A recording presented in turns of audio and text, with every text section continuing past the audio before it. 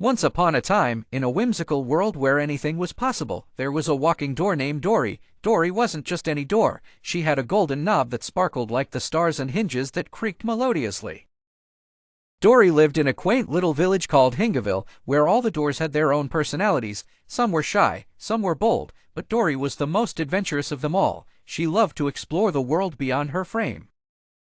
One sunny morning, Dory decided it was time for a grand adventure. She packed her tiny backpack with essentials, a map, a snack, and a tiny umbrella. With a creak and a swing, she set off down the cobblestone path. As she walked, she met a talking mailbox named Max. Max was grumpy because he was always stuffed with letters and never got to go anywhere. Dory invited him to join her, and together they ventured into the unknown.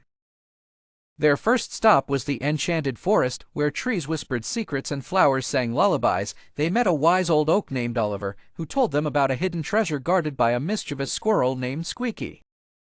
Intrigued, Dory and Max decided to find the treasure. They followed Oliver's directions, navigating through winding paths and crossing babbling brooks. Along the way, they encountered a friendly butterfly named Bella, who offered to guide them. With Bella's help, they finally reached Squeaky's lair. The squirrel was indeed mischievous, but also very lonely. Dory, with her kind heart, invited Squeaky to join their adventure. Squeaky agreed, and they shared the treasure, a chest full of glowing acorns. The glowing acorns had magical properties. When Dory touched one, she felt a warm sensation, and suddenly, she could understand the language of all creatures. Max found an acorn that made him lighter than air, and Squeaky's acorn gave him the ability to teleport. With their new abilities, the trio continued their journey. They visited the Crystal Caves, where they met a family of singing stalactites, and the Rainbow River, where they rode on the backs of friendly fish. Everywhere they went, Dory's golden knob sparkled brighter, and her melodious creak became a song that brought joy to everyone they met. They even helped a lost kitten find its way home and taught a group of young doors how to swing with style.